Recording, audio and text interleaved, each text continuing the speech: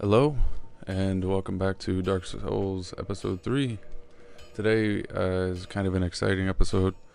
There's a lot that goes on. I fight a couple bosses, and I farm quite a bit. Right now, I'm upgrading my longbow. I only get it to +2. That's all the Titanite shards I had. You don't have to, but it helps to have the extra hit points. Neither of us want to see you go hollow. So what I'm showing right now is if you didn't do what I did and went and got the longbow, this is where the crossbow is. If you want to use that, because you can use the crossbow or the longbow. You can use anything that's a projectile. I mean, using throwing knives would probably be pretty hard, but this is where the crossbow is, though.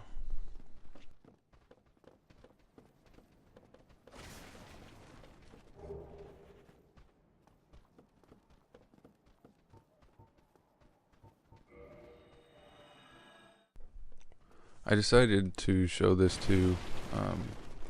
This is where some rubbish is, and if you don't know what rubbish does, if you drop it at those crows where the asylum is, you'll get a Titanite chunk.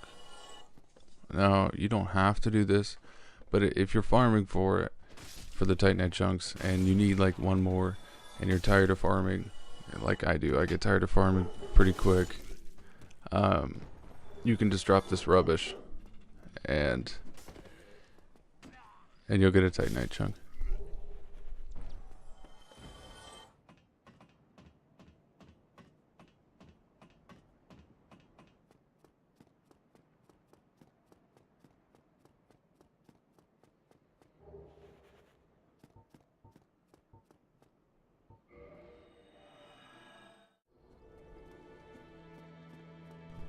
So, first things first, kill Lautrec, or at least I am. I don't want Firelink to not be a bonfire. I like the dingy outfit. I like the top, it looks cool. But the only time I ever end up actually wearing that set is if I forget about Lautrec and he kills the Firekeeper.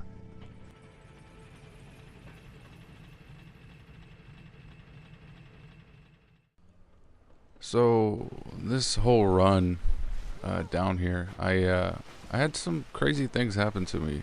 These ghosts were in odd positions. They were in weird areas, I guess, and I do end up dying.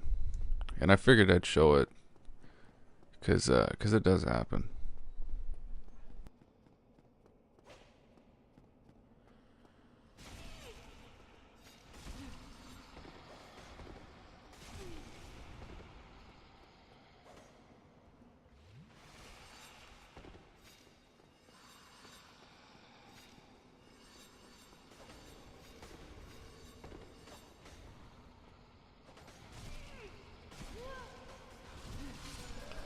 And as you could see, there really wasn't much I could do.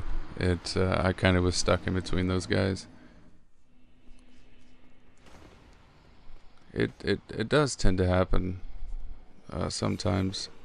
I had it happen to me in Sin's Fortress too, where the guys were just in weird areas. And I almost ended up dying there again, but I got away from them.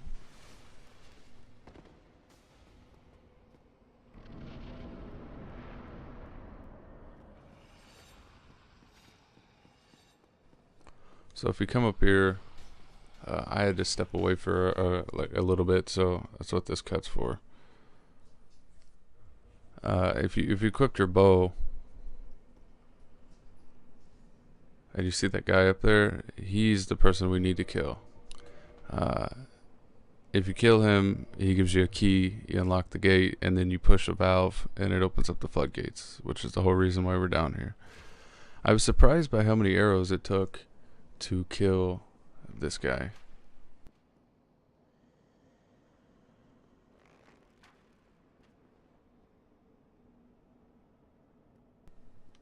And don't worry if he walks away. He comes back. He'll walk back up slowly. You wanna get his aggro so that he constantly tries to chase you and you always have a shot at him. I was gonna fast forward it, but I decided to show what it looks like in real time.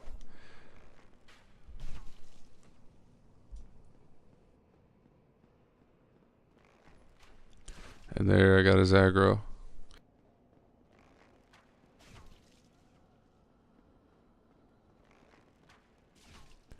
I was really surprised. Even upgrading the longbow didn't make any difference. It still felt like it took way too many arrows.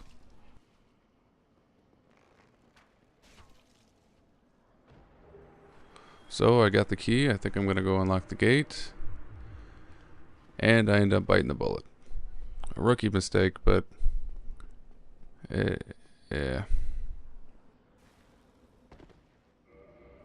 And see, what's funny about that is I never fell from that for the longest time that I'd played this, and then I fell off of it one time, and after that I've died every time trying to do that. Almost every time.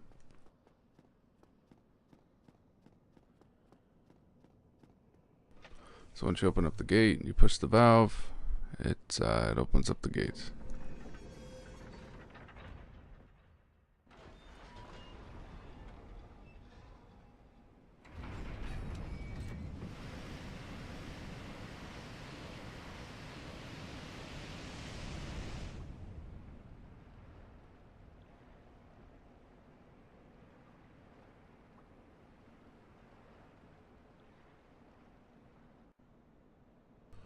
And now it's time to start farming.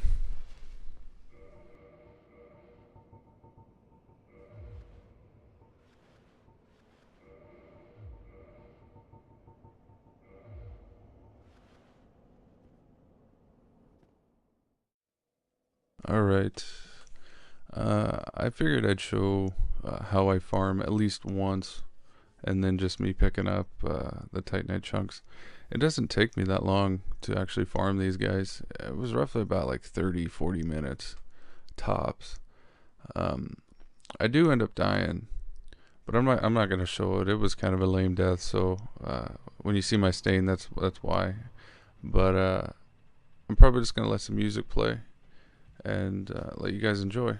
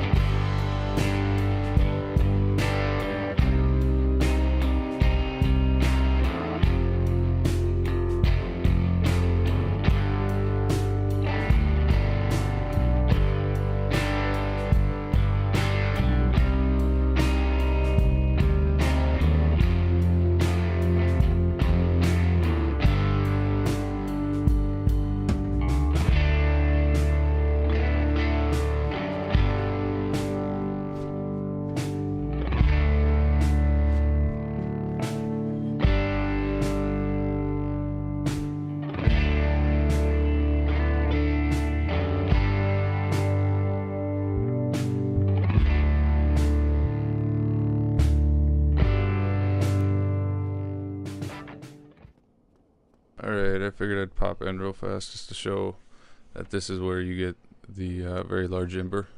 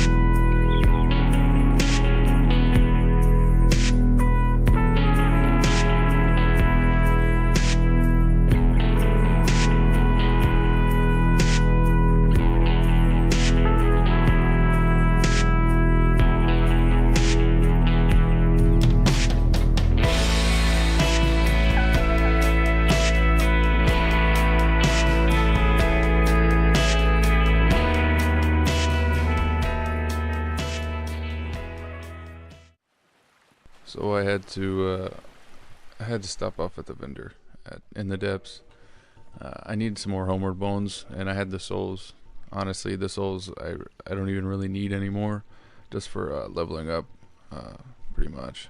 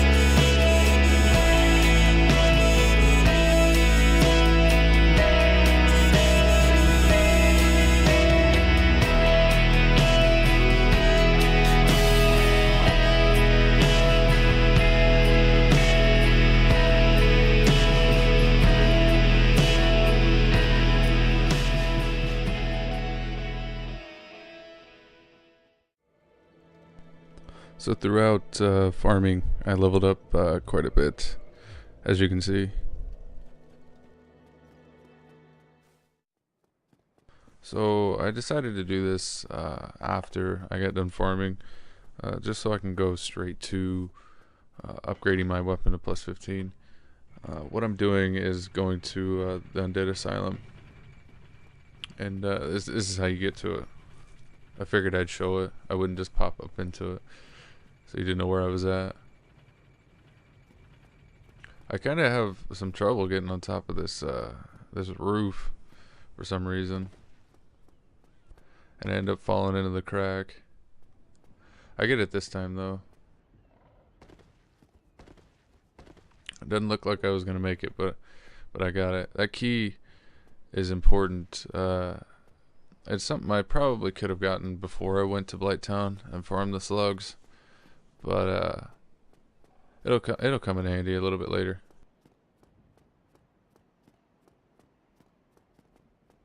So I figured I'd skip through sitting down at the nest. It's not that important. You just sit down and the crow grabs you.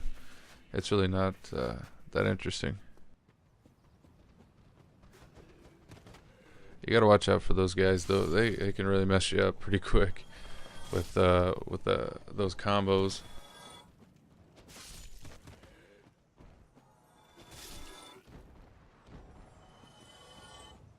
So this is why you need the rubbish. This I want to show what happens when you drop the rubbish down. I kind of have trouble finding it in my inventory for some reason. I don't know why I was thinking it was in my materials.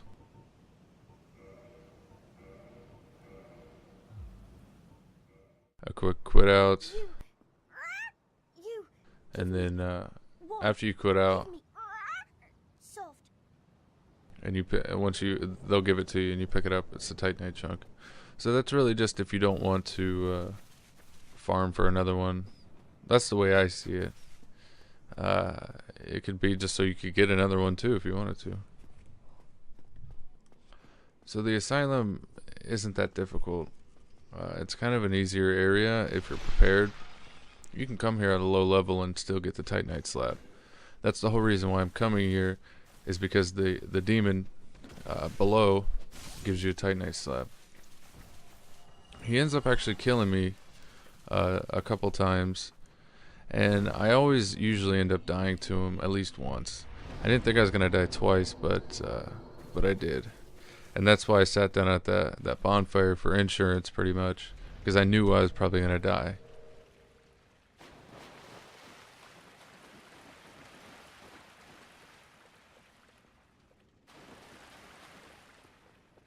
So there's two Black Knights in the asylum when you come back. The first one's guarding the peculiar doll, and the second one is guarding the way up to the rusted iron ring. They're pretty easy to parry once you've been... I've been doing it for a while, so parrying isn't that difficult. It's actually really easy to parry the Black Knights. They're just kind of intimidating at first.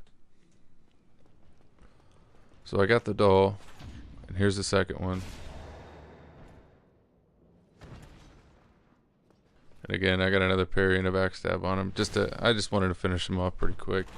I wasn't too worried about showing off. And it's actually really cool to see when you come back that the fallen soldier, whatever his name is, Crestfallen, he comes back as a hollow, and you actually get to kill him.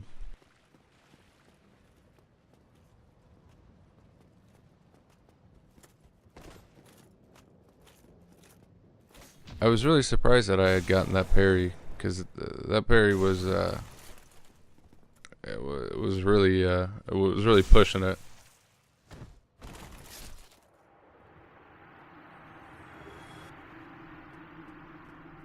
Don't forget when you come back through here that this ball does respawn, and you can't get hit by it.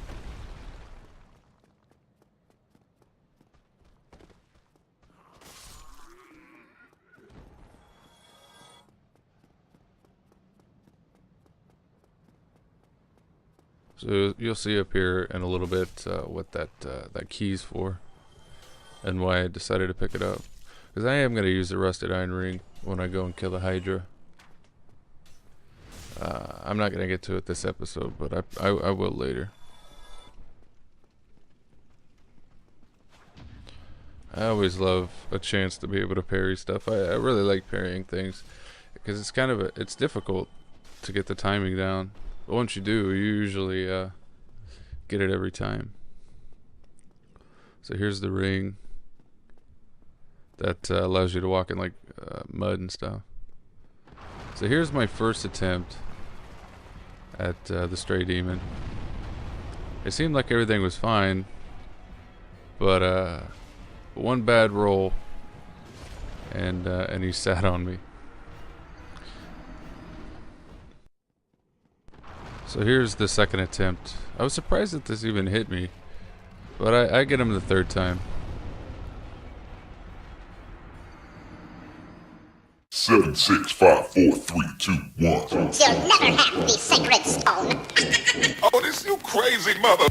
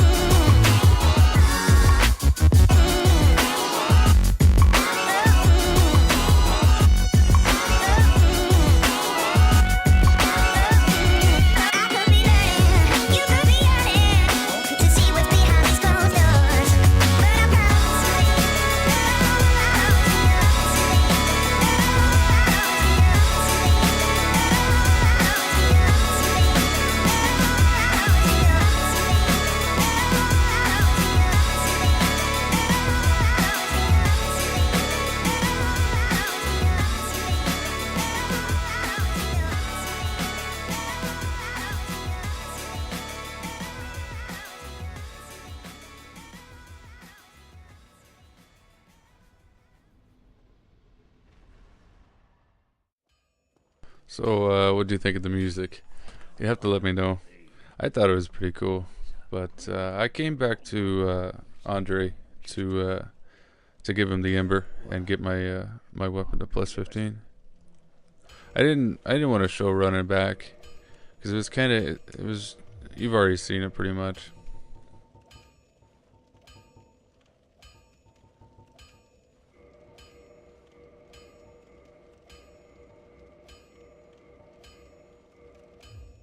Don't get yourself, neither of us. But there it is, plus 15. So I sped this part up because I'm going to go kill Quelaag. But you've already seen me do the skip. But I decided I wanted to show getting there because I haven't actually went to Quelaag's, like, I don't even know what you would call it, her little area before. So I decided I'd show it. I just sped it up because it is kind of boring to watch.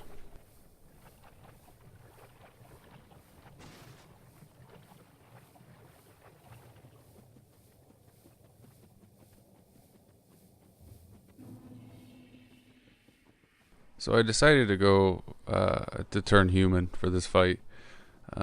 Really just because I got tired of looking like beef jerky. But enjoy.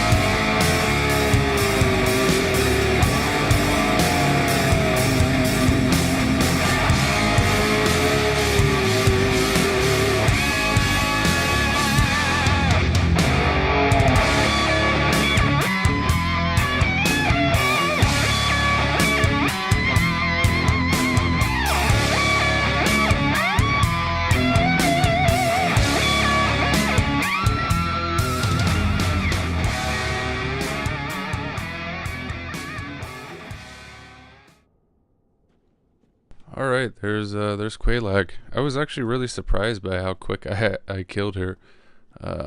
I know I have a plus 15 weapon, but I didn't think she was gonna go down that quick. It was actually one of my better Quelaag fights.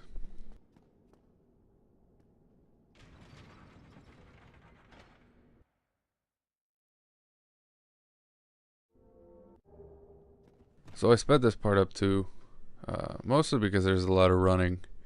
But I'm gonna kill Ceaseless. That's normally what I do. I kill Quelaag, and then I kill Ceaseless, and then I homeward bone back up to Firelink. I do successfully actually get to it, and I kill both of them without dying. I normally light that bonfire. I don't sit at it, but I light it so that when I get the teleport to where I can teleport, I can fast travel there, and I don't have to run all the way back from Blighttown. So Ceaseless is kind of interesting because you can fight him normally, and he is a difficult boss because right now if he hit me once he would kill me. But you can also cheese the shit out of him, which is what I normally do because I don't like messing around with him. It's kind of a waste of time really when you can just run all the way back and kill him. I wouldn't really even consider him a boss fight, but the game says it is, so he is. But as soon as you grab that, wait for him to move or do his little like attack, and then you're good to go.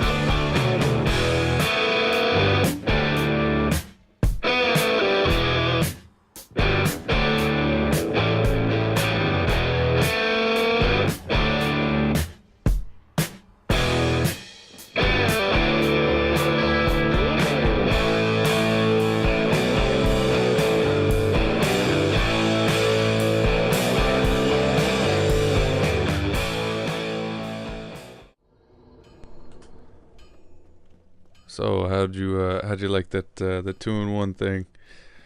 I decided to kill Ceaseless and the Gaping Dragon in one whole thing. I knew I was gonna get to the Gaping Dragon, but I figured I'd just knock him out. Since Fortress, I had kind of a couple of hiccups. Um, One you'll see right here. I tried to quit out, but I wasn't fast enough.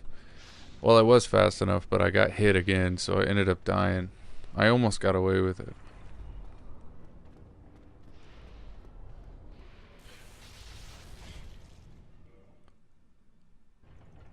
And then I get hit again, and I die.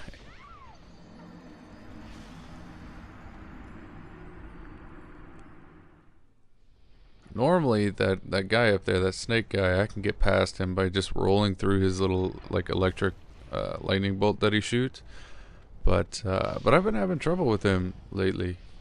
I get past him this time, but he kind of messes me up a little bit.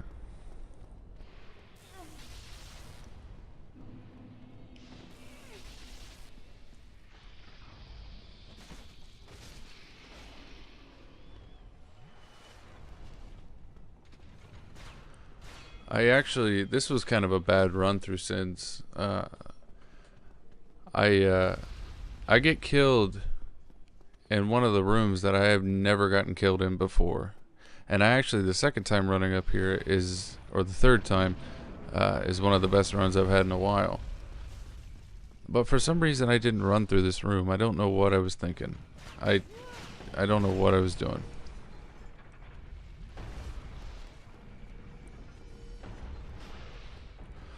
Because if you run through that room, the guy will walk out in front of it and get hit by those darts. I don't know what I was doing. But see, I get killed up here, not by the boulder, but by those darts that shoot through the wall. I've never gotten hit by that before. I always run through this, and I never get hit. And right there, I ended up dying. And I've never been hit by that. I make it back up there, and I actually made it. It was actually a better run that time. But there it was again, and I did get hit that time. So I don't know what was going on with Sins that time. The rest is just pretty much just muscle memory.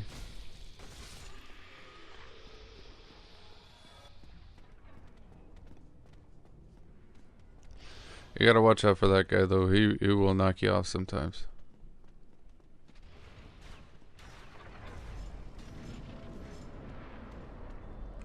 And I had again another odd thing happen to me. That guy chased me all the way up here. I've never had that happen before.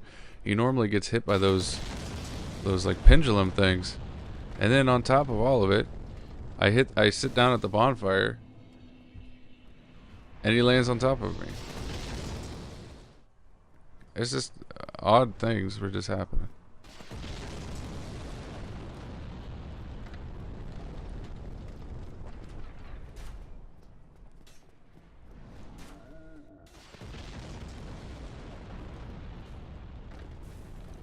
So I always come over here, and I get the cage key, just to unlock the shortcut. Really, just so I don't have to run through Sins if I decide to go back from Anor Londo because I forgot something or what have you.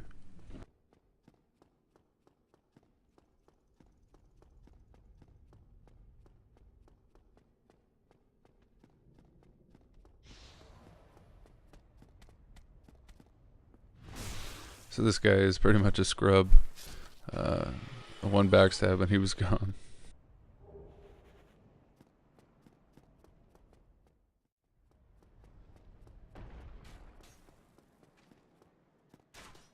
So I kind of got through Sins pretty fast. I skipped through it pretty quick, but I'm not gonna pick up most of the stuff or go get everything because I already have everything that I need.